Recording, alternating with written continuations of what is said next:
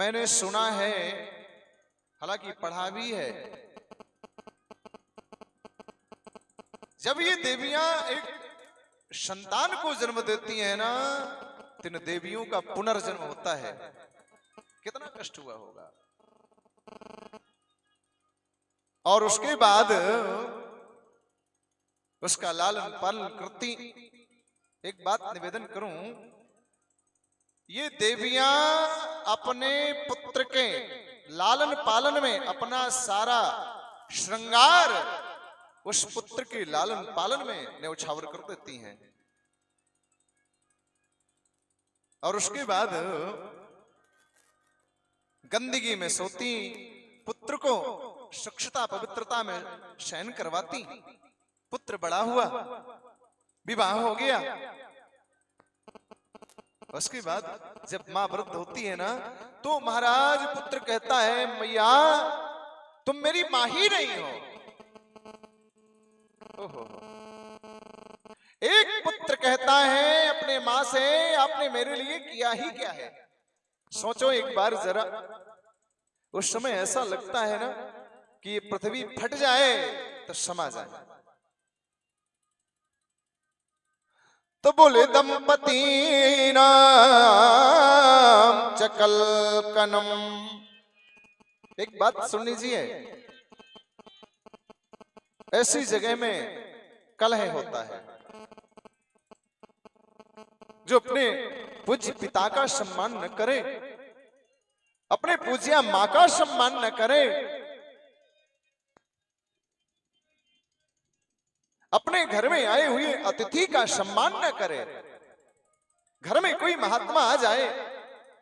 सुनो, मैंने देखा है, वो नाम नहीं बताऊंगा चूंकि लाइव चल रही है कथा। मैंने सुना है, मैं किसी के घर में था तो 4-6 महात्मा आ गए घर में। महात्मा आए, श्रीराम बोल दिया द्वार में। स्वामी जी अंदर से कह रहे हैं देवी जी से, सुनो जाओ कह दो घर में कोई नहीं है, जाओ बाबा। अरे राम राम, मुझे इतना पीड़ा हुआ, मैं कुछ नहीं बोला। और वो देवी उसी तरह जाकर के गई और जाकर के कह दी, बाबा कोई घर में नहीं है, हमारे यहाँ कुछ लाने वाले और एक आध महात्मा होते तो कुछ दे देते। महात्मा लौट गए। मैं उस घर में थोड़ा देर तक बैठा रहा, मन में विचार किया कि समझा करके ही जाना चाहिए सज्जन को। मैंने साधारण शब्दों में समझाया, सुनो मैंने उस घर में आज तक जलपान नहीं किया और कम से कम 50 बार वो बुलाए। ऐसे घर में कदापि जल भी ग्रहण नहीं करना चाहिए। जिस घर में किसी महात्मा का आदर न हो, किसी घर से भिक्षा नहीं निकल रही हो, किसी घर में पूज्य पिता और मां का सम्मान न हो, ऐसे घर में तो महाराज दृष्टिपात भी नहीं करना चाहिए। तो बोले जिस ऐसे घर में सबसे ज्यादा कलह होता है। बोले दंपति नाम चकल कनो। देवर्षि नारद ने कहा, भैया इतना ही नहीं तो बोले मैं आश्रम की ओर बढ़ा तो आश्रम की कहानी बता ही दिया कि आश्रम में जितने भी बड़े बड़े त्यागी अपने आप को लिख रहे हैं, सपरिग्रह हो चुके हैं। और इसमें लिखा है, बोले दे कलिना वादले नात्यौषधना साधनम वश्मताम गतम अट्टशूला जनपदा शिवशूला दुजातयः। एक ये बात सुनने योग्य है। देवियों की क्या कहानी है। बोले अट्टशूला जनपदा, जो देवियां है ना, जब घर में रहेगी तो चाहे श्रृंगार न करें, परंतु जब मार्केट जाना होगा ना, ओहो 16 श्रृंगार। हाँ हो, स्वामी जी घर में है तो चाहे संसार की गंदगी लगाए घूमती रहे, यदि स्वामी जी घर से गए, अब महाराज क्या है ये? अपराध है बहनों, ऐसा नहीं करना चाहिए। एक बात और सुनो, ये सुनने योग्य बात है और मैं कहूंगा जरूर। आजकल विवाह आदि में मैं देखता हूं माताएं बहनें बाल खोल करके नाचती हैं। बाप रे बाप, शर्म नहीं आती? नाचना है तो ठाकुर जी के सामने भागवत में नाचो, संकीर्तन हो रहा है नाचो, और जाकर के डीजे बज रहा है तो वहां नाच रही है, वो भी बाल खुले। कैसे सूलन्या, ये क्या है? बोले ये अपराध है, ऐसा नहीं करना चाहिए बहनों।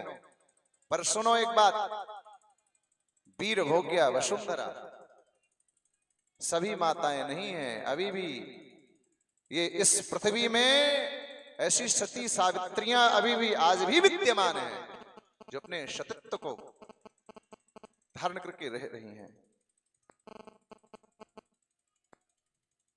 कभी बाल नहीं खुले होना चाहिए, पर आजकल उल्टा होने लगा है, क्या करें? हाँ हो, जो बड़े बड़े कथावाचक हैं अब बड़े बड़े बाल रखेंगे। पुरुष वर्ग, पुरुष को जो बाल कटा करके रहना चाहिए वो बड़े बड़े बाल रख रहा है, और जिसको बाल रखना चाहिए वो कटा के रह रहा है। देवियों को बाल नहीं कटाना चाहिए। तो आजकल ये बहनें हमारे जा रही हैं बाल कटाने। वो कौन सी दुकान एक खुली है, ब्यूटी पार्लर। अपराध है, नहीं करना चाहिए। चलिए कोई बात नहीं, समय के हिसाब से सब कुछ, परंतु ऐसा भी कुकर्म नहीं करना चाहिए कि बाल खोल करके नृत्य हो रहा है। अरे सामने वाला गंदा काम कर रहा है तो हम भी करें, नहीं करना चाहिए। देवर्षि नारद ने कहा, भैया मैं ये सब देखा मैंने, इसमें शास्त्र में वर्णन है, न योगी नैव सिद्धोवान न ज्ञानी सत्क्रियो नरा कलिदा वा नलेनाद्यु साधनम भस्मताम गता। कलयुग का इतना प्रकोप बढ़ चुका है।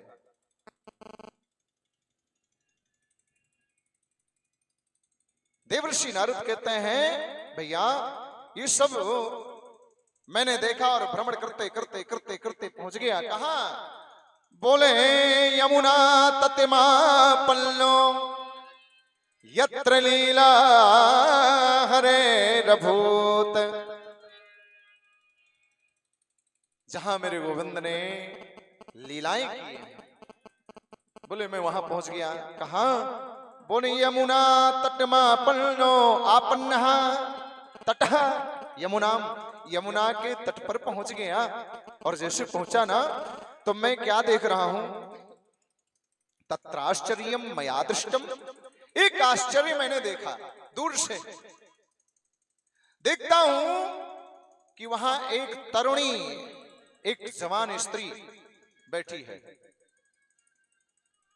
और बैठी ही नहीं है, उसके अगल बगल दो युवक, युवक नहीं वृद्ध, दो वृद्ध लोग पड़े हुए हैं, पुरुष। अच्छा, परंतु जब मैं वहां ये देखा तो मन में विचार आया कि ये क्या है, चल के देखना चाहिए। कुछ दूर गया, और जैसे थोड़ा दूर गया ना, फिर मन में विचार आया कि अपने ठहरे महात्मा, ये सब ज्यादा देवियों के चक्कर में नहीं पड़ना चाहिए। हाँ हो, इन देवियों का चक्कर बड़ा अड़बड़ है, तुरंत कहो रोने लग जाएं और तुरंत हंसने लग जाएं। देवर्षि नारद तुरंत पुनः वापस होने लगे। बोले भैया जैसे मैं वापस हुआ तो पीछे से आवाज आती है, बोले भो भो साधो क्षणम तिष्ठ मच्चिंतामपि नाशय दर्शनम तव लोकस्य सर्वथा गहरम परम। भो, भो मतलब होता है हे, अरे हे महात्मन, भो भो साधो क्षणम, रुकिए रुकिए, एक क्षण रुकिए। देवर्षि नारद ने कहा, मैंने मुड़ करके पीछे देखा और क्या देखता हूं कि मुझे बुला रही है। दर्शन मत वो लोग से सर्वदा कह रहा, अरे प्रभु आपका दर्शन ही अनेकानेक पापों को शमन कर देता है। हाँ हो, इसमें लिखा है बहुधा तब वाक्येन दुख शांतिर भविष्यति। और बोले मैं वापस हुआ, और जैसे वापस हुआ ना तो जाकर के पूछा तुम कौन हो? देवी ने कहा अहम भक्तिरिति ख्याता, मेरा नाम भक्ति है। क्या नाम है मेरा? भक्ति। बोले ये जो पुरुष हैं ये कौन है? बोले इमौ इमौ, ए लड़के, इमौ दो वचन है, कुछ पढ़ो लिखो। इमौ में तनयौ मतौ, इमौ शब्द जो है दो वचन है। इमौ का मतलब वो ये दो। इमौ में तनयौ, तनय का अर्थ होता है पुत्र। ये जो दो हैं ये मेरे पुत्र हैं। इमौ में तनयौ। अच्छा तो ये बताइए आप जवान हैं और ये आपके जो पुत्र हैं ये वृद्ध हैं, ऐसा क्यों? ऐसा नहीं होना चाहिए ना। ओहो, अच्छा ठीक है, पर ये बताइए कि जो आपके साथ में है ये कौन है?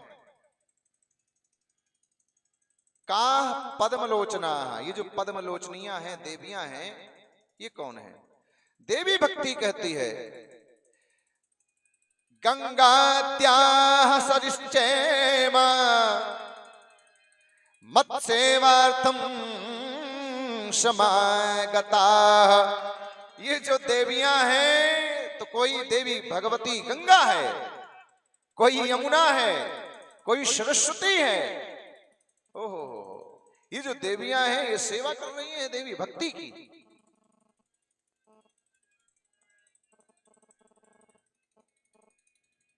लेकिन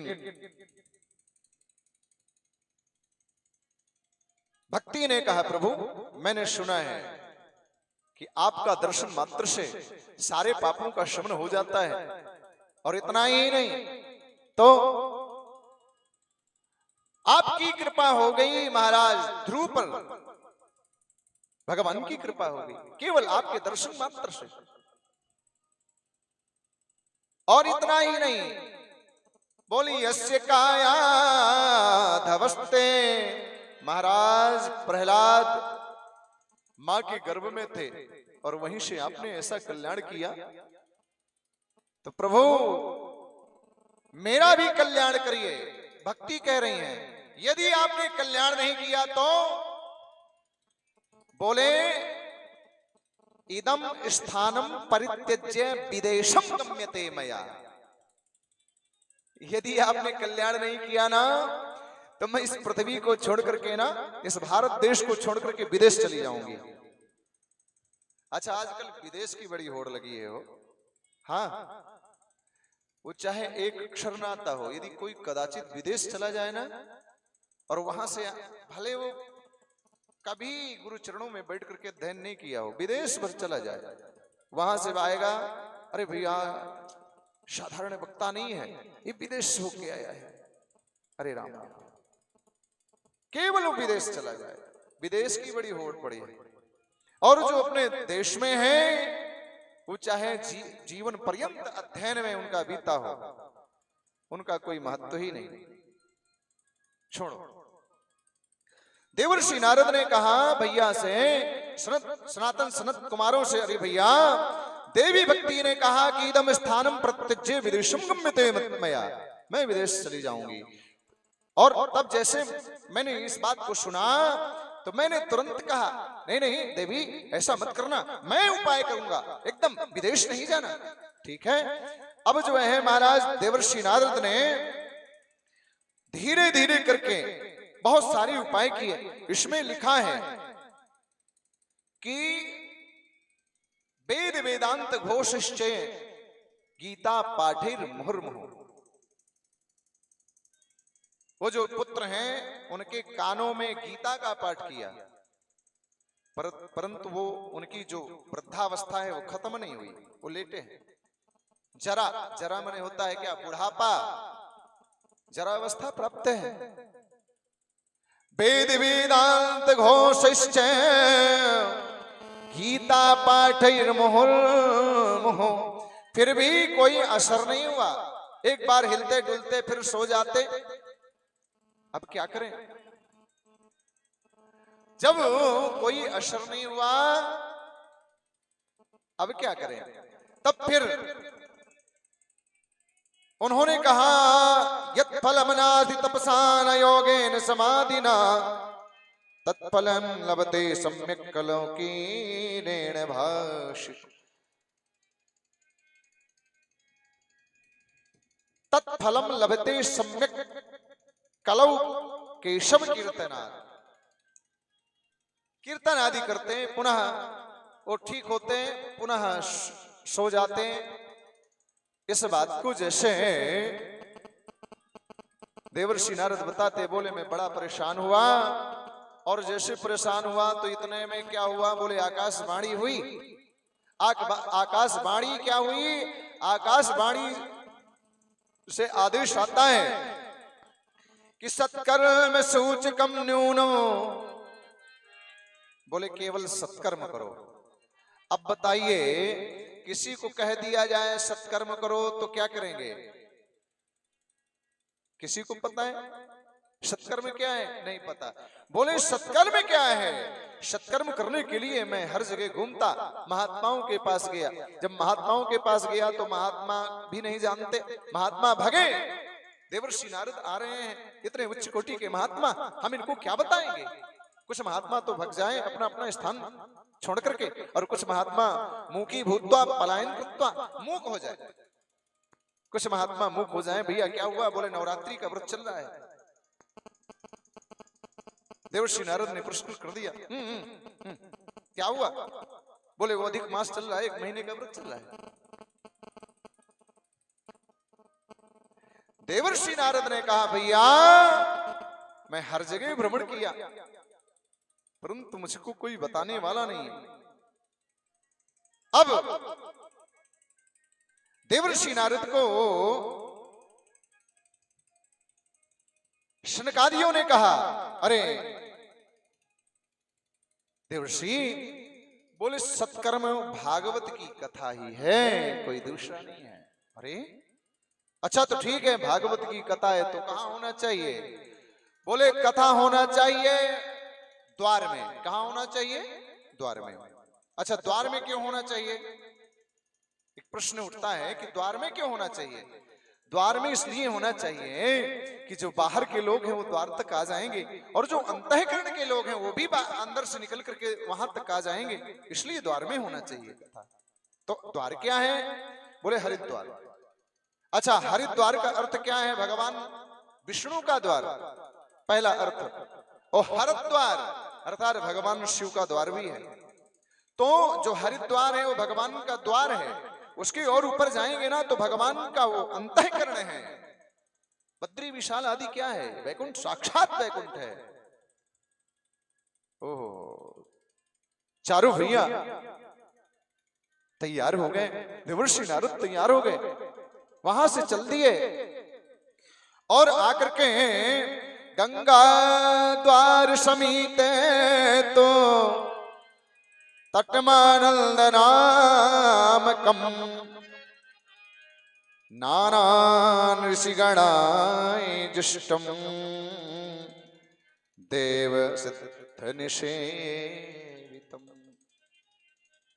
सभी को चिट्ठी पत्री भिजवा दिया गया, सबको निमंत्रण कार्ड भिजवा दिया गया। क्यों भैया? कथा हो रही है। अरे गौतम जी, आप भी सबको चिट्ठी पत्री भिजवाए कि नहीं? भिजवा दिया ना? हाँ, सबको भिजवाना चाहिए, और सबको निमंत्रण दीजिए, तो अकेले नहीं, सपरिवार सहित आइए भैया, प्रसाद मिल रहा है। ये प्रसाद नहीं, आजकल लोग इसकी बड़ी पड़ी है, वो इसकी, इस प्रसाद को कर्णेन, कानों के द्वारा पान करने वाला प्रसाद प्राप्त कीजिए जिससे कल्याण होना है। ये तो मिलना ही मिलना है हो। सबको आप आमंत्रण कार्ड भिजवाइए, हाथ जोड़ करके निवेदन कीजिए, पधारो। आज देवर्षि उच्च कोटि के जितने महात्मा हैं, विमलात्मा संत मुनिंद्र महात्माओं को सबको सूचना भिजवा दिया, परंतु गंगा द्वार समीपे, तो गंगा तट पर एक आनंद नामक तट है। तो बोले नव कोमल बालुकम, सुंदर सुंदर रेती है, रेता बालू, उसको इकट्ठा किया गया। अरे भाई ठहरे महात्मा, मंच होना चाहिए ना। व्यास को सिंहासन पर ही विराजमान करवाना चाहिए। आजकल तो कोई व्यास मानता ही नहीं है। व्यास आ जाए तो व्यास माने कुछ नहीं, अंगा, अंगा मतलब कुछ नहीं, स्वयं सब कुछ नहीं। बोले व्यासाय विष्णु रूपाय, पर क्या करे, व्यास को कहां तक माने। व्यास भी कभी गुरु चरणों में बैठ करके संस्कृत का अध्ययन किया नहीं और चले व्यास। आजकल व्यासों की तो होड़ आई है भाई, क्या कहें, छोड़ो अब हम क्या कहें। हाँ हो, परंतु कोई बात नहीं, स्वयं में अपराध नहीं करना चाहिए। सामने वाला क्या करता है वो तो ठाकुर जी उसको देख ही रहे। तो बोले नव कोमल बालुकम, सुंदर सुंदर रेती एकत्रित करके इकट्ठा किया गया। और जब इकट्ठा किया गया तो चार भैया हैं, सनत, सनातन, सनंदन, सनत कुमार, चार भैया हो गए। और पांचवें कौन हुए, देवर्षि नारद। ये जो चार भैया है ना, एक कथा कहते तीन सुनते, फिर वो कथा कहते फिर तीन सुनते, इनका यही कार्य है। शनकादि बैठ गए व्यासपीठ पर, कथा चालू हो गई। इसमें लिखा है नाना अपूर्व रस उपाचा कथा भविष्यति।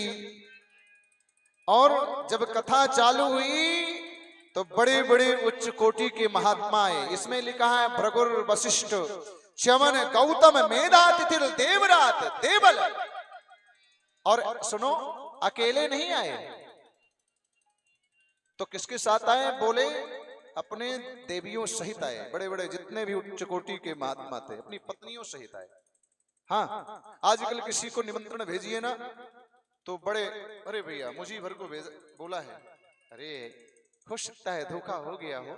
बहुत सारी सेवाएं होती हैं, बहुत सारी व्यवस्थाएं होती हैं, ज्यादा एटीट्यूड में नहीं रहना चाहिए। धर्म कर्म में कहीं भी अच्छा कार्य हो रहा हो, सपरिवार जाइए, सेवा कीजिए, झाड़ू लगाइए, साफ सफाई कीजिए। अरे सुनो, ये जो कथा मंडप है ना, ये भगवान का शरीर माना जाता है। कभी अपने आप को सिद्ध बनकर के नहीं रहना चाहिए, सेवा करना चाहिए और जाना चाहिए सेवा करने के लिए। हमारे यहां ठाकुर जी की जो सेवा है ना, इसको कहते हैं कैंकर्य। साधु परंपरा में हमारे यहाँ कैंकर्य बोलते हैं। ठाकुर जी की सेवा के लिए कैंकर्य कार्य है, सोहनी सेवा है। झाड़ू लगाना हो, ठाकुर जी की सोहनी सेवा है। परंतु जो ये महात्मा हैं अपने अपने देवियों सहित आए। और इतना ही नहीं, साक्षात भगवान वेद भी मूर्तिमान होकर के आ गए। कथा चालू हो गई। जब कथा चालू हुई ना तो ऐसा नहीं बोले सदा शिव्या सता सेव्या श्रीमद् भागवती कथा यस्य श्रवण मात्रेण हरिश्चित्तम समाश्रये। कथा जैसे चालू हुई तो जो हृदय में बैठा हुआ पाप है वो नष्ट हो गया, तो खाली हो गया। अरे भाई, रूम गंदा है आपका यदि रूम गंदा है तो उसमें जाकर के कोई बैठेगा? कोई नहीं बैठेगा। अच्छे आदमी की बात छोड़ो, गंदा आदमी भी गंदे रूम में बैठने को तैयार नहीं है। तो ये जो रूम है ना, ये गंदा है, इसमें पाप ताप संतापों से भरा है। जब कथा चालू हुई तो कथा सुनते सुनते सुनते सुनते सबके हृदय में जो कलुषित विकार था वो नष्ट हो गया, खाली हो गया। और नमः शब्द, जय शब्द, नमः शब्द, शंख शब्द तथैव च। अब महाराज बीच बीच में जय जयकार होता था, बोले वृंदावन बिहारी लाल की। अब बताइए, आप लोग जय भी नहीं बोल रहे हैं, ऐसा लग रहा है जैसे आप लोगों के मुंह में दही जमा हो। क्या जमा हो? नहीं जमा है? तो जोर से बोलिए, बोले वृंदावन बिहारी लाल की जय हो। हाँ, जयकारा जोर से बोलना चाहिए। बोले नमः शब्द, जय शब्दों, जय शब्द ये हो गया ना जय। बोले नमः शब्द, शंख शब्द तथैव च। बीच बीच में शंख ध्वनि भी होता था,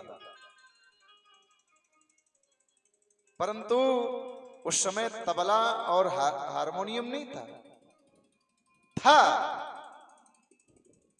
वेदोहम शाम वेदोष्मी, परंतु उस समय साक्षात भगवान सामवेद मूर्तिमान होकर के विराजमान थे, स्वयं शंख लेकर के बैठे थे। क्या है?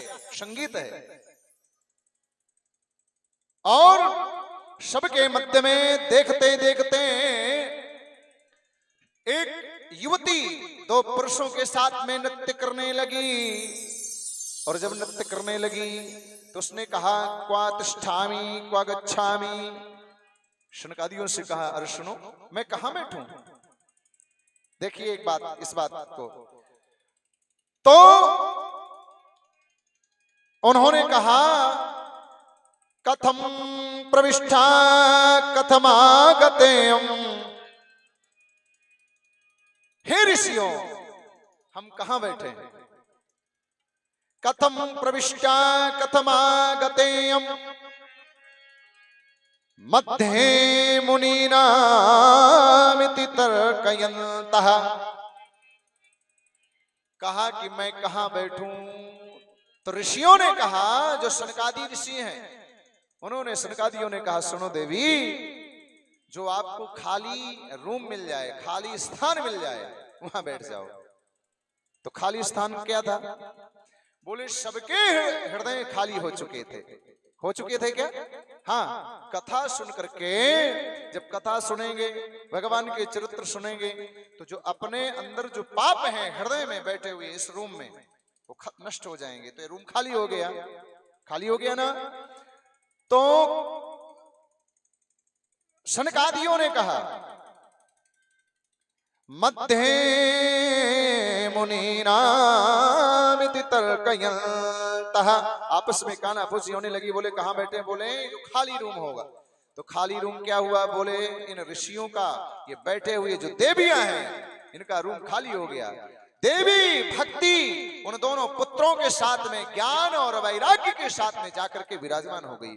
बोले भक्तवत्सल भगवान की जय हो। और जब विराजमान हो गई तो अभी तक संकीर्तन हो रहा था, अब जब हृदय में भक्ति का निवास हो गया तो सब लोग गाने लगे। क्या?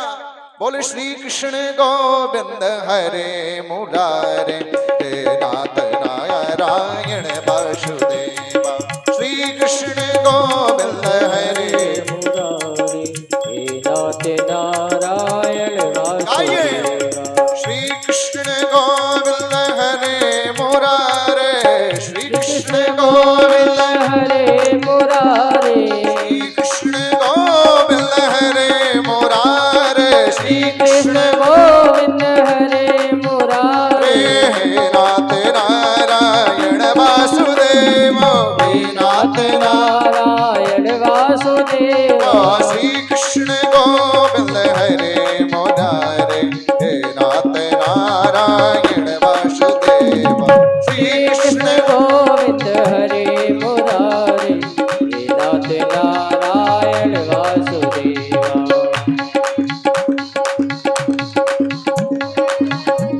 बड़े भाव से तालियों की सेवा करते हुए जय हो।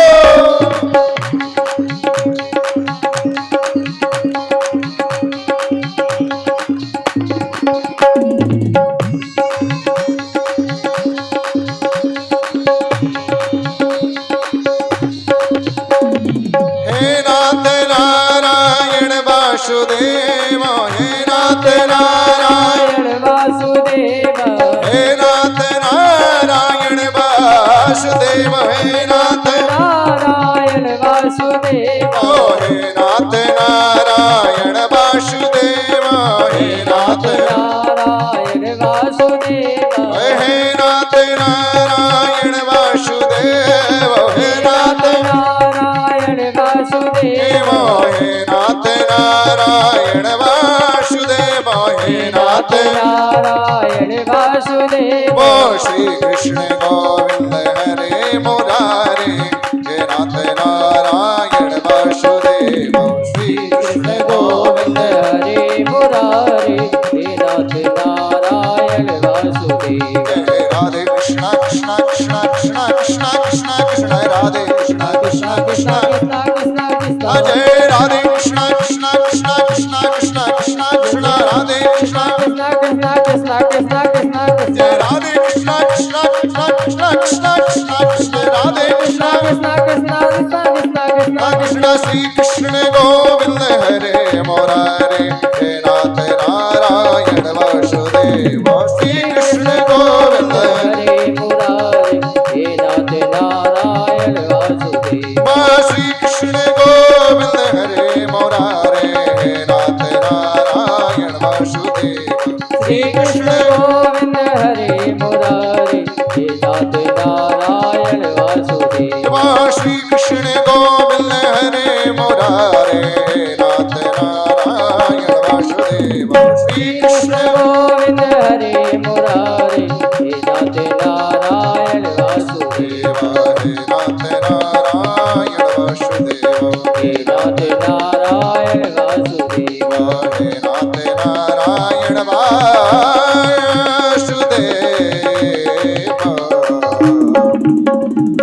प्रेम से बोले भक्तवत्सल भगवान की जय हो। ओहो, सारे लोग नृत्य करने लगे। भक्त्या, वेद शास्त्र में वर्णन है, भक्त्या तुष्यति केवलम न च गुणैः भक्ति प्रियो माधव।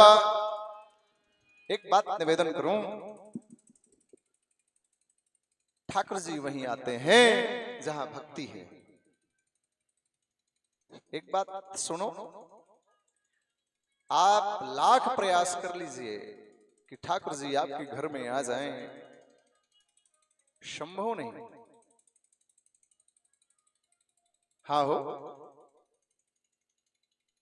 जब तक देवी भक्ति का आगमन नहीं होगा तब तक गोविंद का आगमन नहीं होगा।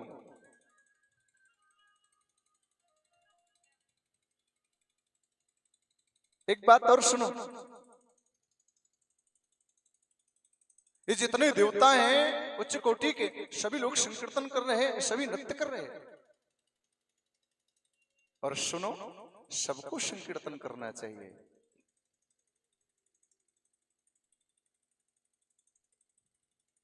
मैं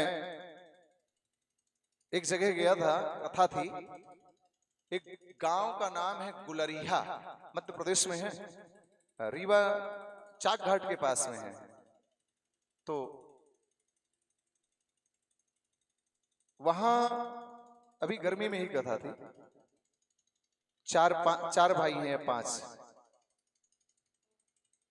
तो उसमें एक भाई है, नाम नहीं लूंगा, तो पता है उनकी पत्नी और वो क्या कह रहे थे, अरे महाराज जी अभी हमारी क्या उम्र बीती जा रही है,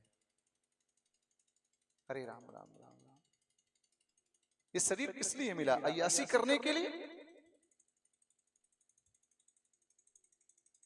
ये मानव शरीर किस लिए मिला? केवल केवल ठाकुर जी ने ये मानव शरीर दिया तो भगवत भजन करने के लिए दिया है। सबको भजन करना चाहिए। यदि आपने बालपन से कभी भजन किया नहीं, जवानी हो गई आपने भजन किया नहीं, सुनो तो वृद्धावस्था में भजन कर ही लेंगे तो क्या कर लेंगे। सबको भजन करना चाहिए और सबको सेवा करना चाहिए। वृद्धावस्था में यदि आप राम कहेंगे ना तो राम की जगह में आम निकलेगा। माई बाप इसका ख्याल रखिएगा। आप इसका विशेष ख्याल रखें।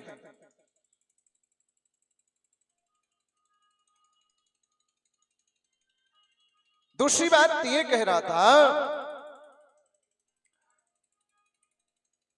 श्री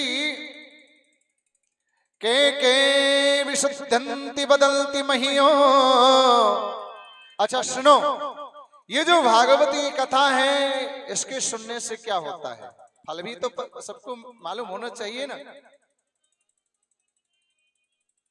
इसमें लिखा है अलौकिकोयम महिमा मुनीश्वरा सप्ताह जन्योद्य विलोकितो मया मूढ़ा सठायेन पशु पक्षिणोत्र सर्वेप्यमी निष्पातमा भवन्ति। इसमें वर्णन है कि ये मानवा पाप कृतस्तु सर्वदा, जो मानव सदा सर्वदा पाप में लीन रहता है, यदि कदाचित वो भी भागवत की कथा सुन ले तो सारे पापों का शमन हो जाता है। इसमें लिखा है वो। इतना ही नहीं तो बोले क्रोधाग्निदग्धा कुटिलश्चिकामिनाः।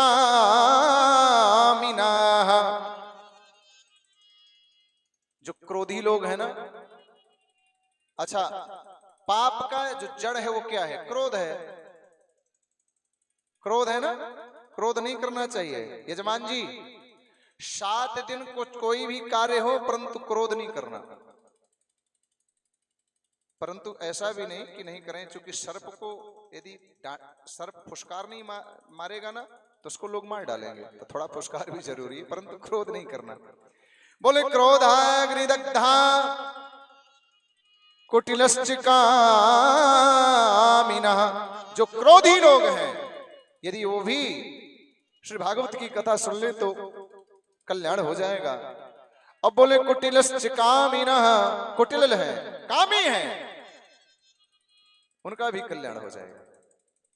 और इतना ही नहीं, बोले सत्येन दीना पितृमातृ दूषिका तृष्णा कुलाचार श्रम वर्म वर्जिता ये दाम्बिका मत्सरिणोऽपि हिंसका सप्ताह यज्ञेन कलो पुनन्ति। यदि कदाचित कोई माता पिता का अपमान कर दिया हो, किसी प्रकार की हत्या कर दिया हो, या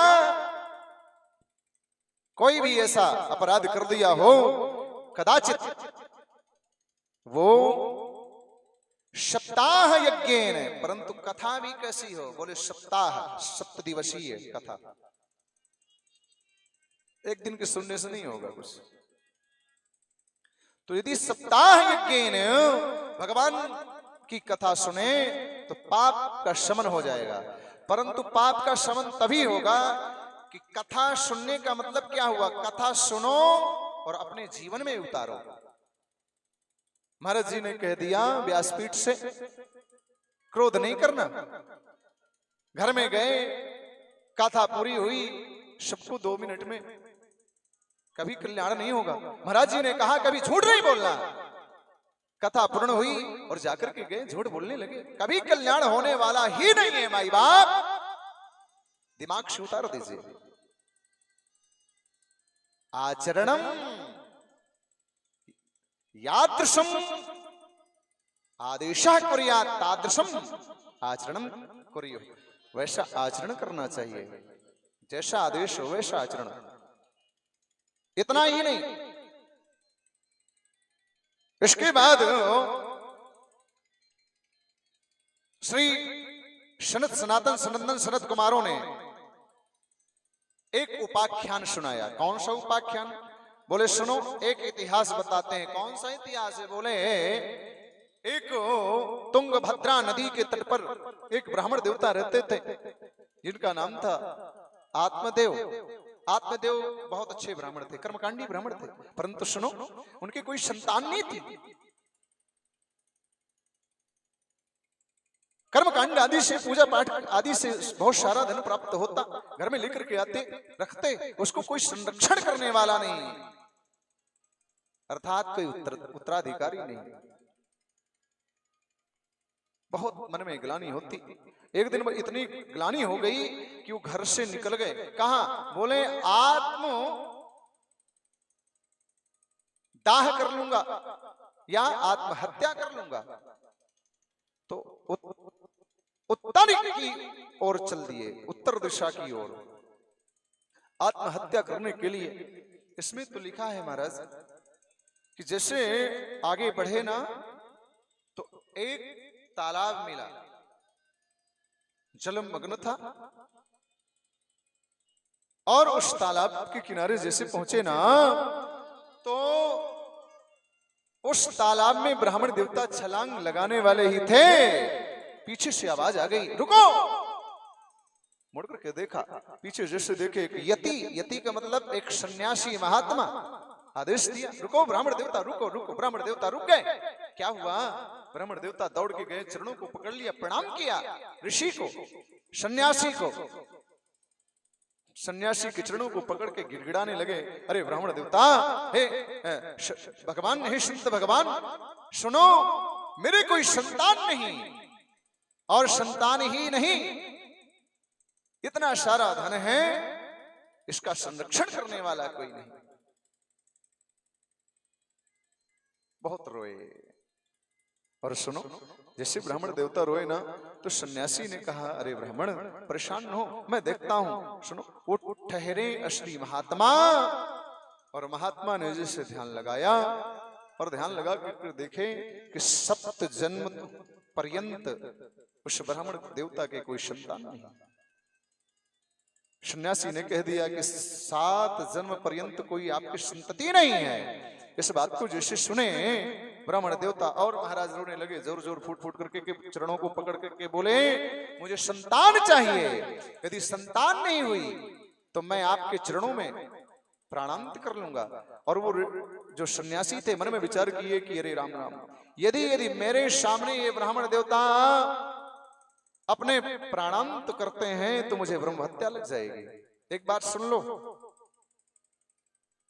किसी के भी सामने यदि ब्रह्म हत्या हो रही हो, ये ब्राह्मण अपने शरीर का त्याग कर रहा हो, प्राणों का त्याग कर रहा हो, तो देखने वाले को कोई भी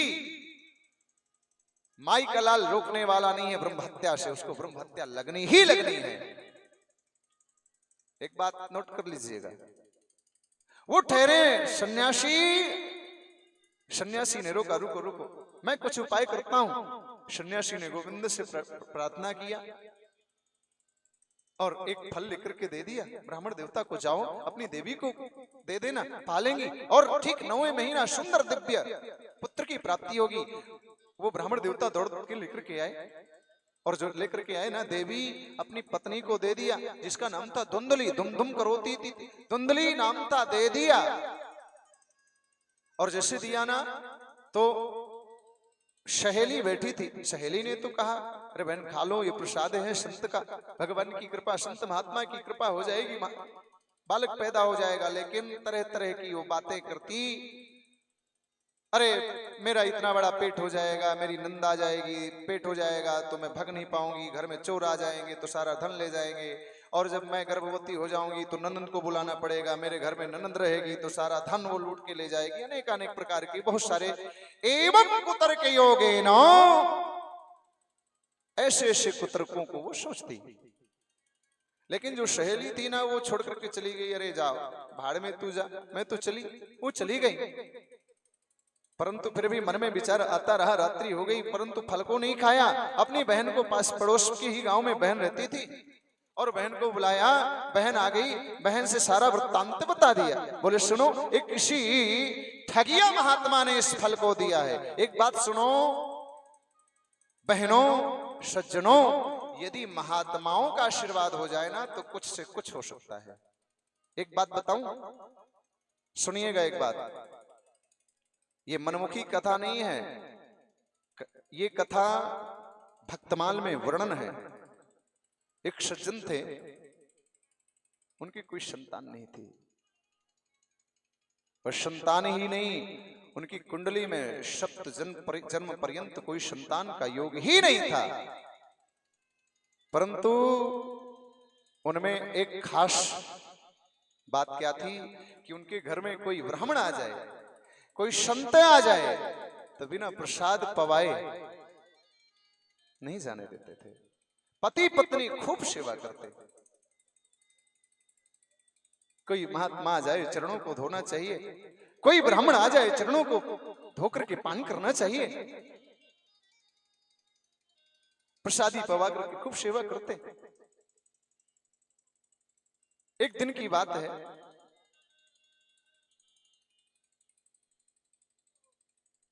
श्री किशोरी जी ने कह दिया राघव से, राघव स्वामी, इस भक्त के यहां इतने महात्मा जाते, इतने ब्राह्मण देवता जाते, और सुनो इनकी कोई संतान नहीं, इतनी सेवा करते फिर भी संतान नहीं, ये तो दुर्भाग्य है, हम लोग कलंकित हो जाएंगे। देखो श्री जानकी, श्री किशोरी ने कहा,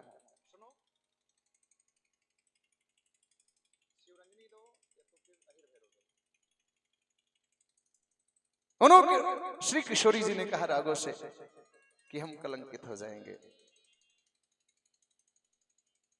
राघव ध्यान लगाते, राघव ने कह दिया देवी 7 जन्म पर्यंत कोई संतान नहीं है। श्री किशोरी जी ने कुछ नहीं कहा, कोई बात नहीं। एक बात ध्यान से सुनिएगा, एक दिन कुछ ब्राह्मण देवता आए। सुनो, यदि जिस घर में संतों की सेवा होने लगे ना, ब्राह्मणों की सेवा होने लगे ना, उस घर में ब्राह्मणों का आगमन ज्यादा होता है, संत उस घर में ज्यादा जाते हैं। क्यों? उनको पता है कि इस घर में जाएंगे तो कुछ प्रसाद आदि मिलेगी, कुछ दक्षिणा पानी भी मिल जाएगी। उनको एक आश रहती है, उस घर में ज्यादा जाते हैं। ब्राह्मण देवता पहुंच गए, और जब ब्राह्मण देवता पहुंचे ना, रात्रि का समय है, बारिश, जोरदार की बारिश हो गई, और घर भी ऐसा कि यदि बारिश हो जाए ना तो सारा बारिश का जल उस सज्जन के घर से ही होके गुजरता, ये स्थिति। परंतु सुनो, भाव इतना प्रबल है, कोई ब्राह्मण कोई महात्मा बिना घर से प्रसादी पाके न जाए। सायंकाल के सत्र में, सायंकाल के समय में आए महात्मा, बारिश हो गई और कुछ प्रसादी पवाना है, सारी लकड़ियां गीली हो गई। काहे में भोजन प्रसादी पवाए? खिचड़ी रखी थी, सूखा राशन। दौड़ी दौड़ी देवी गई, ब्राह्मणों के चरणों को पकड़ लिया, स्वामी बिना प्रसाद पाए नहीं जाना। ब्राह्मण रुक गए, और जब रुक गए ना, इधर दोनों दंपति पति पत्नी जैसे कैसे लकड़ियों को चुन करके इकट्ठा किया, चूल्हा जलाया गया। काहे को जले? स्वामी ने अपने पैर को लगा दिया चूल्हा में लकड़ी के सहारे, और अपनी देवी को कहा इसमें तेल डाल दो, और तेल डाल दिया, और पैरों को जला रहे हैं, लकड़ियां जल रही हैं, पैर जल रहे हैं, कराह रहे हैं बंदा, और खिचड़ी पक रही है। बहुत समय हो गया, मन में विचार करते ब्राह्मण देवता कि बहुत समय हो गया, एक बार देखना चाहिए ये दोनों पति पत्नी कर क्या रहे हैं। लेकिन सुनो, वो ब्राह्मण भी असली ब्राह्मण थे, ऐसे वैसे ब्राह्मण नहीं थे कि कहीं भी जाकर के कभी संध्या उपासन करना नहीं। हाँ हो, मैं किसी ब्राह्मण देवता को उल्टा सीधा नहीं बोल रहा हूं। ओरिजिनलिटी किसी ब्राह्मण देवता से पूछ लिया जाए कि गायत्री मंत्र में कितने शब्द होते हैं, तो पहले तो पता ही नहीं कितने शब्द। यदि कदाचित बता दिया कि 24 अक्षर हैं, तो गिनती करके बता दे तो जो कहो सो। 1000 में, 100 में नहीं, 1000 में केवल 2 ब्राह्मण ऐसे मिलेंगे जो गिनती करके बता सकते हैं कि 24 अक्षर हैं। क्यों? कभी गायत्री जप करना ही नहीं, कभी संध्योपासन करना ही नहीं, 3 किलो गुटखा तंबाकू खा करके मंत्र उच्चारण कर रहे हैं। कभी यजमान का कल्याण होगा? कभी जीवन में भी कल्याण नहीं होगा। ये ठहरे शुद्ध ब्राह्मण देवता। ब्राह्मण ने झांक दिया, और जैसे ब्राह्मण ने झांका ना, तो देख रहे हैं कि सज्जन अपने पैर को लगा करके और खिचड़ी पका रहा है, करा रहा है। ओहो हो, ब्राह्मण को रहा नहीं गया, और ठाकुर को, राघव को इतना सुनाए, राघव शर्म नहीं आई, इतना ये भाव यजमान, और इसके साथ इतना घोर अत्याचार कर रहे हैं। जाओ, आशीर्वाद देता हूं मैं, पुत्रवान भव। एक बात सुनिएगा, ब्राह्मण देवता सभी लोग आकर के आशीर्वाद दे दिया, कृपा हो गई ब्राह्मण देवताओं की, समय आया, ठीक हो गया पैर।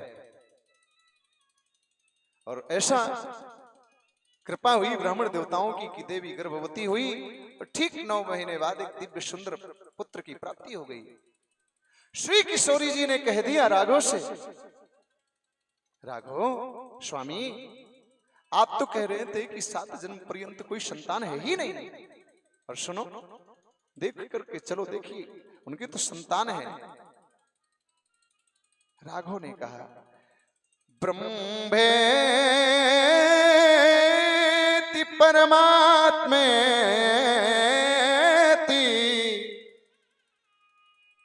देवा दृष्टम विगृह्यत। राघव ने कहा, सुनो, ब्राह्मणों में वो सामर्थ्य है जो मुझ में सामर्थ्य नहीं है। यदि ब्राह्मण चाह ले तो वो करके दिखा देगा। एक बात सुन लो, ब्राह्मण संसार का गुरु है, परंतु केवल ब्राह्मणों का कोई गुरु है तो केवल सन्यासी है, इसके अलावा कोई संसार में है ही नहीं। एक बार और सुनो, पहले कभी कोई महात्मा शिष्य नहीं बनाते थे। इस समय तो जितने महात्मा है ना, सब शिष्य बनाए चले जा रहे हैं। केवल महात्मा 2-4 या 1-2 शिष्य बनाते थे, बस, उससे ज्यादा नहीं। और पहले गुरु कौन होता था? बोले आचार्य, कुल आचार्य होता था, इसके अलावा कोई गुरु नहीं। आज तो गुरुओं की होड़ आ गई। ब्राह्मणों का गुरु तो केवल सन्यासी है, माई बाप। आज ये जो सन्यासी है, ये कोई साधारण महात्मा नहीं। उस सन्यासी के फल को लिख करके ब्राह्मण देवताएं, देवी ने नहीं पाया। बहन ने कह दिया, बहन को बुलाया ना, बहन ने कह दिया, सुनो बहन, मैं गर्भवती हूं, मेरे 5 पुत्र हैं, ये 6वां होने वाला है। सुनो, मेरे स्वामी कुछ लोभी हैं, उनको कुछ पैसा दे देना, और जैसे मेरे ये पुत्र होगा मैं तुरंत दे लेकर के आ जाऊंगी, और तब तक तुम नाटक करना, पेट में कुछ कपड़ों को बांध करके, और ये जो फल है ना, इसको गाय को खिला दो, तो इस फल का भी परीक्षण हो जाएगा, कोई बात नहीं। और जैसे मेरे पुत्र होगा चोरी से मैं दे जाऊंगी, और इसके बाद कभी कभी आकर के दुग्ध पान भी करवा जाऊंगी, ठीक। देवी धुंधली ने कहा, ठीक कहा बहन, तू तो बड़ी सुंदर निकली। और धुंधली की बहन ने जो कहा बस वही कार्य किया। धुंधली ने उस फल को खिला दिया गैया को, और जैसे गैया को खिलाया ना, इधर समय आया, बहन के पुत्र हुआ। बहन लेकर के आ गए, आकर के चोरी से दे गई धुंधली को। और जब धुंधली को दिया, ब्राह्मण देवता को पता चल गया पुत्र हुआ, पुत्र हुआ। बहुत प्रसन्न हुए। समय आया, गाय के भी पुत्र हुआ। परंतु जो गाय के पुत्र हुआ ना, तो सुनो, कान जो थे वो गाय जैसे थे, परंतु सर्वांग सुंदरो दिव्यो, सर्वांग सुंदर निर्मल कनक प्रभम, और कान बड़े बड़े थे।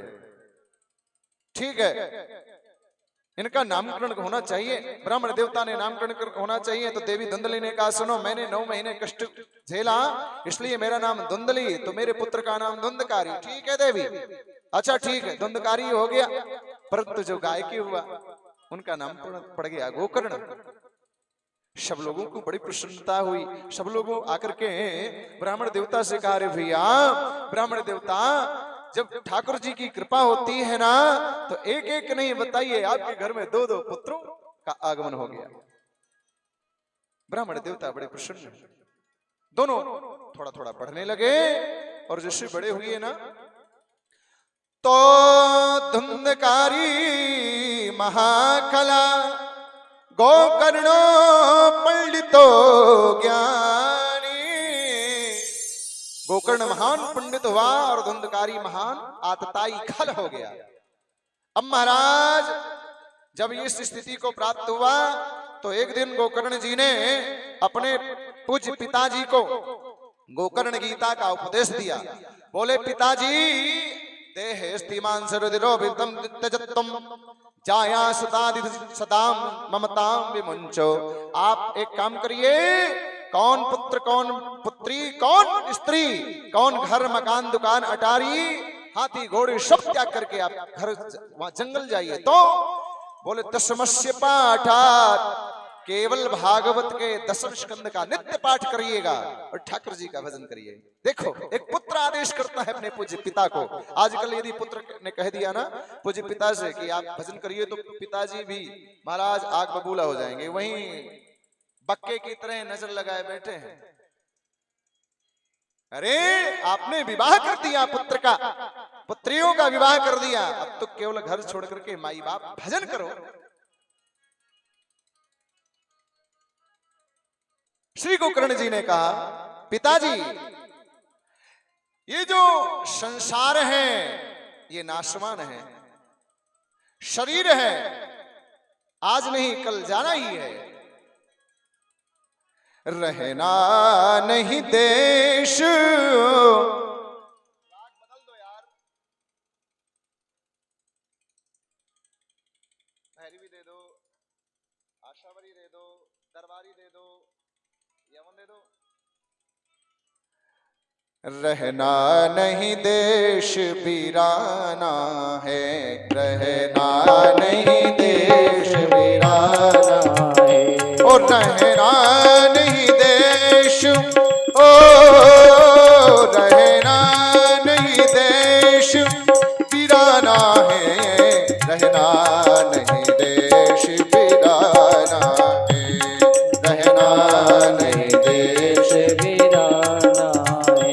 श्री गोकर्ण जी ने कहा पिताजी से, पिताजी, यह संसार कागज की पुड़िया, यह संसार कागज की पुड़िया, यह संसार कागज की पुड़िया, यह संसार कागज की पुड़िया, आग लगे जल जाना है। हे पिताजी, आप इस शरीर को छोड़ करके आज नहीं तो कल जाना ही है, इसलिए भजन करिए।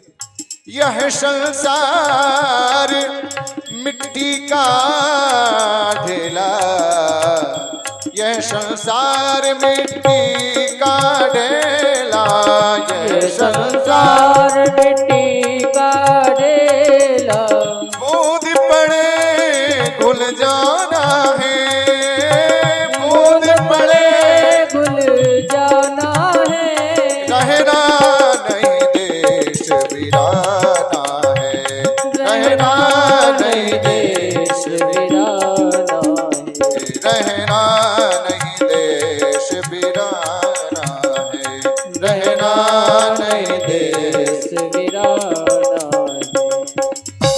यह संसार कांटों की बारी, यह संसार झाड़ियां रुझाकर। हाँ हो, आप कहीं से जाइए, किसी से कुछ नहीं बोलना, फिर भी जैसे झाकर होता है ना, झाड़ फूस, वो लिपट जाता है। तरह तरह के लोग मिलते हैं। वो आप किसी से कुछ नहीं बोले जा रहे हैं, मस्ती से ठाकुर जी का चिंतन कर लिए जा रहे हैं। कुछ लोग ऐसे होते हैं बीच में मिलेंगे, कहाँ जा रहा है? अरे भैया राम राम करिए। शब्दावली क्या? अरे बड़े आए तुम सिद्ध, राम राम बोल रहे हो, बड़े साधु बन गए हो क्या? ये क्या है? यही झाकर है। यह संसार झाड़े रुझा कर, यह संसार झाड़े रुझा कर, आग लगे जल जाना है, रहना नहीं देश बिराना है, रहना नहीं देश वीराना है, रहना नहीं देश बिराना है, रहना नहीं देश वीराना है, रहना नहीं देश बिराना है। पिताजी दशमस्य पाठ, आप यहां से निकल कर जाइए, इसको को त्याग करके भगवान का भजन करिए। पिताजी पूज्य पिताजी गए जंगल की ओर, और महाराज गोकर्ण जी घर को छोड़ करके चले गए एक तीर्थाटन। अब कौन बचा? धुंधकारी और उनकी धुंधली। हाँ हो, आजकल जो माताएं जो कहती हैं नहीं नहीं पंडित जी को नहीं बुलाना, जो मेरा नाम है बस उसी तरह से कोई मिलता जुलता नाम। जो माताएं कहती हैं ना कि मुझसे मिलता जुलता नाम, वही है धुंधली। जो माताएं कहती हैं ब्राह्मण को बुला करके नामकरण नहीं करवाना, मान लो साक्षात धुंधली इस घर में विद्यमान है। ब्राह्मण को बुला करके दिव्यता वैदिक परंपरा से नामकरण संस्कार करवाना चाहिए। हो कोई भी कार्य करिए, एक बार ब्राह्मण देवताओं से, ब्राह्मण देवताओं का मतलब भी योग्य हो, पूछ करके करवाना चाहिए। इधर धुंधकारी खूब मदिरा पान करता, माताजी से खूब जुआ लेकर के पैसा खेलता। अब माताजी कहाँ थी? अरे जितना था सब लूट ले गया, जुआ खेल लिया, मदिरा पान कर लिया। एक दिन अपनी माँ को खूब मारा, पीटा, माँ बहुत रोई पीटी। इसके बाद माँ देवी धुंधली ने जैसे मौका उनको मिला तो कूपे पाते एक अंधे कुएं में जाकर के कूद गई और अपने आप को प्राणांत कर लिया। अब बचे कौन? धुंधकारी जी। अब धुंधकारी मन में सोचते कि अब तो बड़ा आनंद है। अब धुंधकारी अब महाराज 5 वैश्याओं को, 5 गणिकाओं को लेकर के आ गया, घर में रखता, रात्रि में चोरी करने जाता और दिन में उनके साथ तैयाशी करता। गणिकाओं को क्या चाहिए? धन। एक दिन क्या हुआ, धुंधकारी एक राजा के यहाँ चोरी कर लिया और इन वैश्याओं को पता चल गया, गणिकाओं को। गणिका मन में विचार करती, कहीं राजा को पता चला तो इसको तो दंड देंगे ही देंगे, परंतु हमको भी छोड़ेंगे नहीं। आपस में 5 गणिकाएं विचार करती और मीटिंग करती, मंत्रणा सलाह करके रात्रि का समय, जिस समय सो गया धुंधकारी, तो महाराज लकड़ी का अंगारा उठा करके जलता हुआ एक धुंधकारी के मुंह में ठूंस दिया, खटिया में बांध करके हाथ पैरों को। धुंधकारी वहीं पे हाय हाय करके चिल्ला चिल्ला करके प्राणांत हो गया। जितना धन था गणिकाएं वो वैश्याएं लेकर के और घर में ताला बंद करके चली गई। जैसे चली गई, बहुत समय हो गया। इधर गोकर्ण जी महाराज तीर्थाटन कर रहे हैं, उनको कहीं से पता चला कि कोई नहीं रह गया, मेरे पूज्य भैया भी नहीं रहे। अपने गोकर्ण जी धुंधकारी जी के नाम से बहुत सारा तर्पण पिंड दान आदि किया। काफी समय होने के बाद गोकर्ण जी जब अपने आए नगर को, तो लोगों से पूछा ताजा, लोगों ने बताया कोई बात नहीं, ताला तोड़ करके महाराज गोकर्ण जी प्रवेश कर गए अपने घर में। थोड़ा सा बहुत सारा बड़ा बड़ा हो गया था, घास फूस साफ करके वहीं रात्रि विश्राम किए। और जैसे रात्रि में विश्राम किए ना, तो महाराज वहां जैसे सो जाते हैं तो रात्रि में देखते हैं कि भैंसा बन के कोई आ जाता है, थोड़ी देर में कोई बकरी बन के आ जाता है, थोड़ी देर में देखते हैं कि कोई रो रहा है, कोई हाथी का रूप धारण करके आ जाता है। मन में विचार करते हैं ये कोई भयंकर प्रेत है। गोकर्ण जी ने अपने हाथ में अपने कमंडल से जल डाला और महाराज गायत्री मंत्र करके जैसे अभिमंत्रित करके एक छींटा मारा, महाराज आवाज निकलने लगी। क्या निकला? बोले अहम भ्राता त्वदीयोस्मि धुंधकारी इति नामता शकीये नैव दोषेण ब्रह्मत्वं नाशितम मया। और धुंधकारी बोले अरे भैया मेरा नाम धुंधकारी है, मैंने घोर पाप किए हैं जिसके कारण से मैं भयंकर ये प्रेत हुआ। गोकर्ण ने कहा कि भैया तुम्हारा कल्याण कैसे होगा, मोक्ष होगा कैसे होगा? और धुंधकारी ने कहा कि मुझे पता नहीं, जैसे कैसे करके रात्रि का समय बीता, प्रातः हुआ। गोकर्ण जी महाराज सुबह प्रातः जग करके स्नान आदि पूजन संध्या आदि करके सभी गांव वालों से पूछा, किसी ने नहीं बताया। जब नहीं बताया तो कोई बात नहीं, गोकर्ण जी स्नान करने के बाद भगवान सूर्य नारायण को जल दिया और जैसे भगवान सूर्य को अर्घ दिए ना, गायत्री से अभिमंत्रित करके अपने उस तेज और के प्रताप से प्रभाव से भगवान सूर्य के रथ को रोक दिया। गोकर्ण जी देख लो, ये है ब्राह्मण में पावर, ताकत। हाँ हो, भगवान सूर्य ने कहा कि मेरे रथ को क्यों बाधित किया? ब्राह्मण देवताओं ने कहा आप बताइए मेरे भाई की मुक्ति कैसे होगी? भगवान सूर्य नारायण ने कहा सुनो, तुम्हारे भैया की मुक्ति होगी, सप्ताह वाचनम करो, श्रीमद् भागवत का सप्ताह वाचन करिए, भागवत की कथा सुनवाइए, तभी जाकर के मुक्ति होगी। ठीक है। इधर महाराज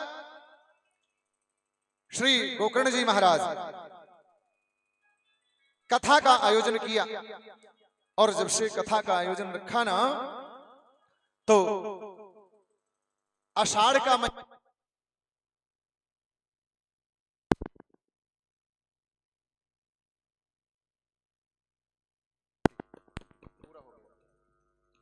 श्रीराम,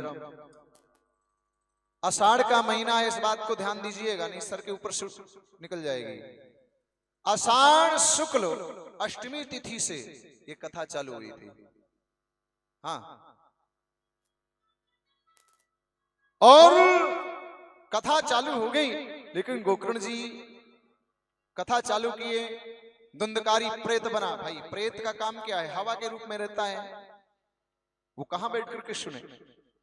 उसको कहीं नहीं मिला। इसमें लिखा है कि एक शब्द ग्रंथि का एक बांस पड़ा था, बांस पोला होता है, हवा के रूप में उसी में जाकर के प्रवेश कर गया, है ना। और जैसे पहले दिन की कथा पूर्ण हुई, शाम को श्री वृंदावन में हरिलाल की जयकारा हुई, पहले दिन की कथा विश्राम हुई, पहली ग्रंथि फूटी, दूसरे दिन की कथा विश्राम हुई, दूसरी ग्रंथि फूटी, तीसरे दिन की कथा विश्राम हुई। इस तरह से महाराज सप्त ग्रंथि विभेदनम, सातवें दिन की जैसे कथा पूर्ण हुई, सातवें दिन की कथा पूर्ण होते हुई दिव्यमाला, दिव्य तुलसी धर्ममाला, सातवें दिन दिव्य सुंदर शरीर में प्रकट हो गया, तुलसी की माला है, पीतांबर धारण किए हुए है और प्रकट हो गया। आकर के गोकर्ण जी को प्रणाम किया। इधर भगवान के पार्षद आ गए, नित्य विमान आ गया। धुंधकारी को कहा भैया बैठो। अच्छा, धुंधकारी विमान में बैठा, भैया को प्रणाम किया। सुनो, और जैसे धुंधकारी का कल्याण हुआ ना, वैसे सभी लोगों ने कह दिया गोकर्ण जी से, व्यास जी से, सुनो हम लोगों ने भी कथा सुना, केवल धुंधकारी का ही कल्याण क्यों हुआ? तो धुंधकारी का कल्याण इसलिए हुआ, गोकर्ण जी ने कहा कि कथा तो आप लोगों ने सुना, परंतु आप लोगों ने कथा सुना पल्ला झाड़ कथा। कौन सी कथा सुना? पल्ला झाड़ के। पल्ला झाड़ का मतलब क्या होता है? जो कथा सुना, केवल सुना परंतु चिंतन नहीं किया। धुंधकारी कथा सुनते और जब कथा विश्राम हो जाता तो चिंतन करते कि महाराज जी ने ये कथा सुनाई, इसका मतलब क्या है, कैसा आचरण करना चाहिए। पुनः कथा का आयोजन रखा गया। श्रावण मास का महीना, दोबारा पुनः कथा चालू हुआ। श्रावण महीना आ गया, पुनः अष्टमी तिथि से कथा चालू होती है। और जैसे कथा चालू हुई ना, और महाराज 7वां दिन जैसे पूरा हुआ तो सबके मध्य में मेरे ठाकुर जी प्रकट हो गए। प्रेम से बोले भक्तवत्सल भगवान की जय हो। और प्रकट हुए, बोले अयोध्या वासिना सर्वे यथा रामेण संगता और तथा कृष्ण ते नीता गोलोकम योगी दुर्लभम। महाराज जैसे हमारे श्री अवधाम में, अयोध्या जी में, जैसे ठाकुर जी के साथ में गलवैया डालकर के सब लोग सारे मित्र श्री सरयू के किनारे सब खेलते, माने सारे लोगों मेरे ठाकुर जी के साथ में ऐसे ही मित्रवत व्यवहार, यथा रामेण संगता।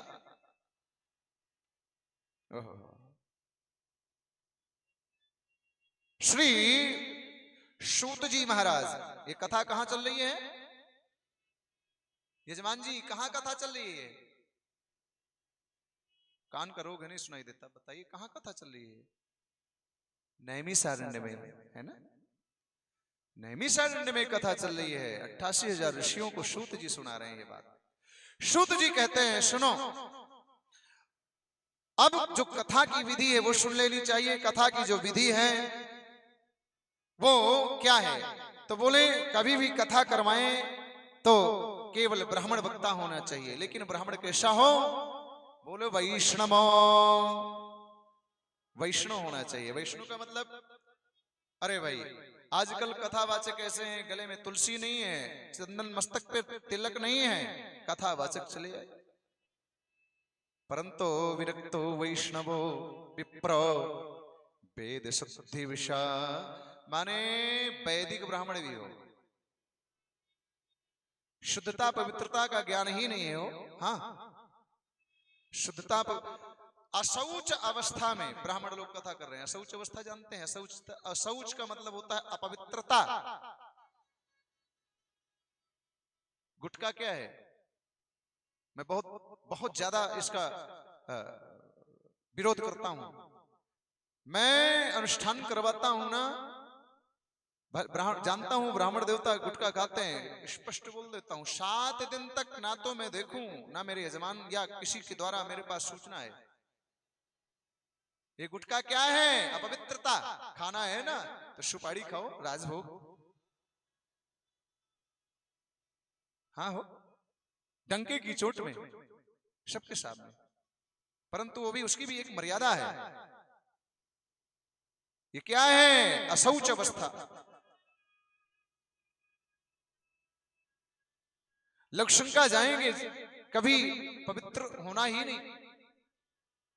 सुनो एक बात और सुनो देवियों, हमारी जो पहले माताएं थी ना, कभी बाहर जाती थी दीर्घ शंका आदि के लिए, पहले तो स्नान करती, वस्त्रों को बदलती।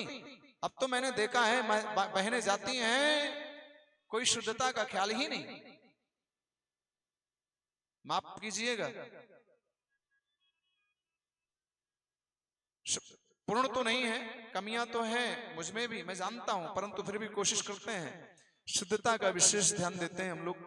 खान पान में, रसोई घर में सबका प्रवेश नहीं, और प्रवेश भी ऐसा होता है, किसी को कहो रसोई घर में हमारे किसी का प्रवेश नहीं, एक कोई देवी घुस रही है तो सारे लोग मुंह बना लिए, हम लोग अशुद्ध। हाँ अशुद्ध हो,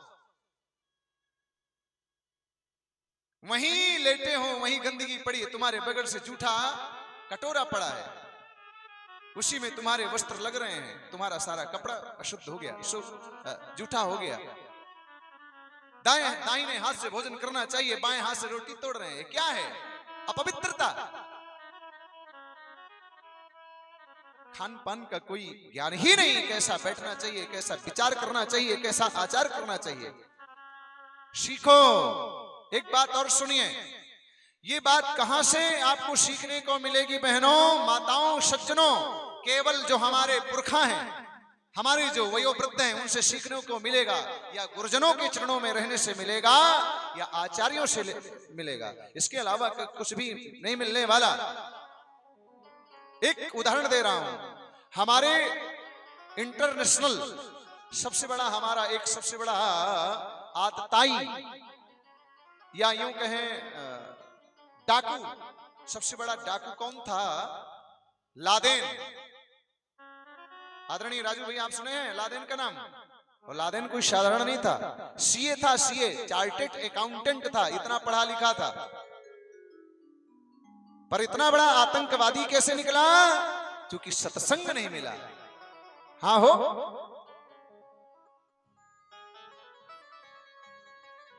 सत्संग नहीं किया, सब कुछ पढ़ लिख लिया, पढ़ने लिखने से कुछ होने वाला नहीं। माई बाप सत्संग करो। सत्संग है ज्ञान सरोवर, सुखों की खान बंदे, सत्संग से मिल जाते हैं। सापा दबा के रखो, नहीं आता है तो। सुखों से मिल जाते हैं, सुखों की खान बंदे, सत्संग है ज्ञान सरोवर, सुखों की खान बंदे, सत्संग है ज्ञान सरोवर, सुखों की खान बंदे, सत्संग से मिल जाते हैं, सत्संग से मिल जाते हैं, सचमुच भगवान बंदे, सत्संग है ज्ञान सरोवर, सुखों की खान बंदे, सत्संग है ज्ञान सरोवर, सुखों की खान बंदे। सत्संग इसको कहते हैं। सत्संग करो, सत्संग करो। सत्संग केवल किसी गुरु चरणों में ही बैठ करके हो सकता है, ये नियम है। और कम से कम 5 ब्राह्मणों का वर्ण करना चाहिए। आदरणीय मिश्रा जी धन्य हो आप, आदरणीय श्री हमारे जो मुख्य यजमान हैं श्री राम नरेश मिश्र जी, आप धन्य हैं, ऐसे पुत्र आपको मिले। ठाकुर जी ऐसे पुत्र सबको दें।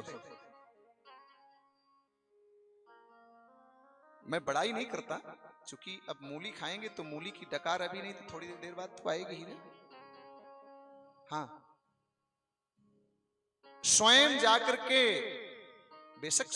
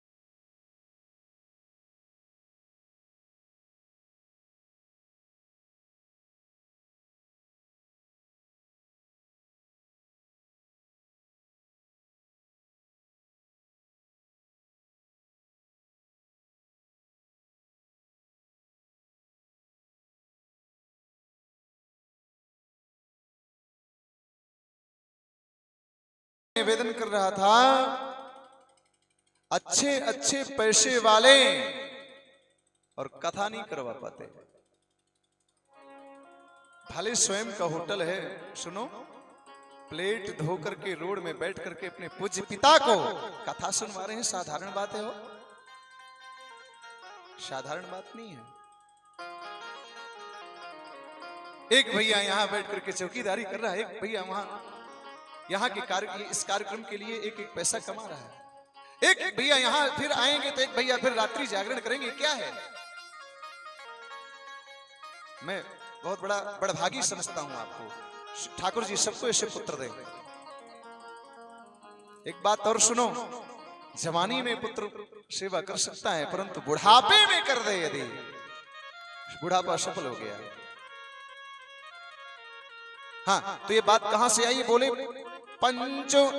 पांच ब्राह्मणों का वर्ण करना चाहिए, परंतु यहां 5 ब्राह्मण नहीं, यहां 9 ब्राह्मणों का वर्ण है। हाँ, और गिनती कर लीजिए 9 हैं। और मैंने शुरू में हालांकि यही कहा था कि 5-6 ब्राह्मण रहेंगे, ये साधारण नहीं, ऐसा नियम है। तो बोले अधिकस्य अधिकम, 5 तो इसमें लिखा है, परंतु 5 गिनती नहीं होनी चाहिए। बोले अधिक हो जाए तो क्या जाता है? और इतना ही नहीं, तो बोले जिससे भी कथा सुने वो शुद्ध वैष्णव हो। आजकल देवियां कथा सुना रही हैं, जात पात का कोई मतलब ही नहीं रह गया। छोड़ो, एक नियम है, जात पात नहीं करना चाहिए, परंतु सबका एक स्थान है, इसका भी बस इतना ही समझिए। कहां किसको क्या करना चाहिए, इसका भी बहुत बड़ा नियम है। तीसरी बात, भोजन इसमें लिखा है कि फलाहार लेना चाहिए, परंतु फलाहार लिए भूख लगा है, कथा सुनने में मन नहीं लग रहा है, मनी राम जी रोटी में ही जाके बैठे हैं, तो क्या करना चाहिए? बोले भोजनम तू वरम मन्ने कथा श्रवण कारकम, बार बार भोजन करो। इसमें लिखा है फलाहार का कोई नियम नहीं है। एक बात सुन लीजिए आप लोग सज्जनों, यदि कोई व्यास कोई आचार्य कह दे कि केवल फलाहार करके कथा सुनो, एकदम गलत है। ये केवल इसलिए लिखा गया है कि भोजन कर लें तो कहीं आलस्य ना आ जाए, कहीं कथा सुनते सुनते सो ना जाए, इसलिए भोजन नहीं करना चाहिए। नहीं बाकी अन्न, अरे राम राम, साक्षात भगवती देवी अन्नपूर्णा है, उसका त्याग करके कथा सुनना चाहिए? कभी नहीं। मेरे पूज्य गुरुदेव भगवान कहते हैं कि यदि ज्यादा भूख लगे तो रोटी की गड्डी बना करके गले में टांग लो, कथा सुनते जाओ, खाते जाओ, परंतु कथा में मन लगे, मनी राम जी इधर उधर न भटके। और इसके बाद दिव्य एक पोथी मंगाना चाहिए, और पोथी मंगा करके सिंहासन चांदी का बना करके ब्राह्मणों को दान करना चाहिए। परंतु आजकल चांदी और सोने का नाम ले लो तो लोग दूर भग जाते हैं। कथा भी सुनना होगा ना, वो चाहे 100 रुपए का सोना चांदी है, वो सोना चांदी सुन ले भगते हैं बाहर, पंडित जी तो सोना चांदी बताने लगे। हाँ, करना चाहिए, स्वर्ण दान करना चाहिए कथा में। और ये सिंहासन है, आजकल आम का सिंहासन बनाया गया, ये नया ही। और इतना ही नहीं, तो बोले कितना खर्च करना चाहिए? बोले कन्याया विवाहार्थम तादृशो परिकल्पये, जितना एक बेटी के विवाह में खर्च होता है उतना भागवत में खर्च करना चाहिए। परंतु वो प्रश्न उठ सकता है कि महाराज विवाह में तो बहुत खर्च होता है। एकदम खर्च नहीं होता है। ऐसी कई बेटियां हैं, मैं घर बता सकता हूं, जिनके यहाँ केवल 25,000 के अंदर बेटी का विवाह हो गया है। तो क्या 25,000 में कथा नहीं हो सकती? परंतु ये उसके लिए है। बोले विपत्यम तादृशम वित्तम, जिसके यहाँ कुछ नहीं है उसके लिए उतना, जिसके यहाँ ज्यादा है उतना खूब हाथ। अरे भैया 7 दिन ही तो लुट जाओ। हाँ हो। और यदि लुटना है ना तो ठाकुर के पीछे व्यक्ति लुट जाते हैं। लूट के ले गया दिल जिगर श्याम राजा दुगर, केवल ठाकुर जी के ही चरणों में लूट सकते हो और कहीं नहीं। और लूट भी कौन सकता है? केवल गोविंद। लुट जाओ। इतने नियम बताए। बोले यजमान को क्रोध नहीं करना चाहिए और आचार्य को भी क्रोध नहीं करना चाहिए। तो यजमान जी क्रोध नहीं करना है। कदाचित कोई बहन बेटी बच्चे नाती नुतकर लड़के बच्चे कुछ बोल जाएं, कुछ बोलना नहीं, समझा देना है प्यार से। आदरणीय राजू भैया, आप भी बड़े पुत्र हैं, आपको भी व्यासपीठ से आदेश है, कुछ किसी को कुछ नहीं कहना है। 7 दिन एक बार रुक करके तो देखे। क्रोध नहीं करना चाहिए, क्रोधाग्नि दग्धा, क्रोध नहीं करना चाहिए। और इसके बाद ब्राह्मणों को बुला करके दिव्य कथा सुनना चाहिए। ये महत्व है, ये महिमा है कथा सुनने की। इसके बाद श्री प्रथम स्कंद में प्रवेश करते हैं। जन्माद्यस्य तोन्मयादितरतश्चार्थेषु विज्ञस्वराट् तेने ब्रह्महृदादि आदि कवये वह्यन्ति यत् सूरया तेजो वारिवृणां यथा विनिमयो यत्र श्रुगोमषा धाम्ना शोयिन सदा निरस्तकुहकं सत्यं परं धीमहि धर्मः प्रोज्झितकैत्रवोऽत्र परमो निर्मत्सराणां सतां वेद्यं वास्तवमत्र वस्तुशिवतं तापत्रयोन्मूलनं श्रीमद्भागवते महामुनिकृते किं वा परिरीश्वरा सत्यो हृत्यदुहृत्य त्रिकृतपतिवीक्षणत्रात् निगमकल्पतरोर्गलितं फकं सुखमुखात्र वशंयुतं पिबत भागवतं ऋषिमालयो मुहुर्हो ऋषिका भुवि भावुकाः। बोली वृंदावन बिहारी लाल की जय हो। आज हम लोगों ने कथा की महिमा, भागवत का क्या महत्व है, क्या महिमा है, हम लोगों ने वो सुना। कल से प्रथम स्कंद से चालू हो जाएगी कथा। और आइए बड़े भाव से आरती। लेकिन आदरणीय राजू भैया, आपकी विशेष जिम्मेदारी है। पूज्य पिता का कार्य पुत्र को अधिकार है। पिताजी संकल्प लिए हैं, लेकिन पूजन आपको नित्य करना है। प्रातः काल के सत्र में आप करेंगे। आदरणीय प्रमोद भैया आपस में मंत्रणा समय से उपस्थित रहें और ठीक 2:15 बजे यहाँ रहे आप लोग उपस्थित। भले मैं 3:30 बजे आऊं, मेरे देवता ये 3 बजे बैठ जाएंगे। 3 से 7 बजे तक का टाइम है इनको। 15 मिनट ज्यादा से ज्यादा मैं खींच दूंगा किसी दिन। आज मैंने ज्यादा खींचा। टाइम टू टाइम, ठीक है ना। कृष्ण जन्मोत्सव आदि है, बधाई आदि हो रहा है, माल पानी आ रहा है, भाई इनको भी तो मन करता है ना। तो यदि भाई ये किस लिए आए हैं? ये लोग तो आए डीजे वाले बैंड, अरे ठाकुर जी के बैंड बाजा वाले हैं भाई, ये साधारण नहीं है, गंधर्व है। तो यदि आ रहा है तो चलने दो, बधाइयां क्या है। 8-9 बजे तक, 9 बजे तक। यदि नहीं तो टाइम एकदम ज्यादा से ज्यादा 7:15 समय का ध्यान दिया जाए। और यदि जो भी अब व्यवस्था है, डीजल की सारी व्यवस्था, जो भी अब व्यवस्था है डीजल की, सब व्यवस्थित पहले से व्यवस्था, कोई कल से व्यवस्था ना हो। मेरा निवेदन ये घर की माताओं से भी है, जो भी सेवाएं करनी है समय से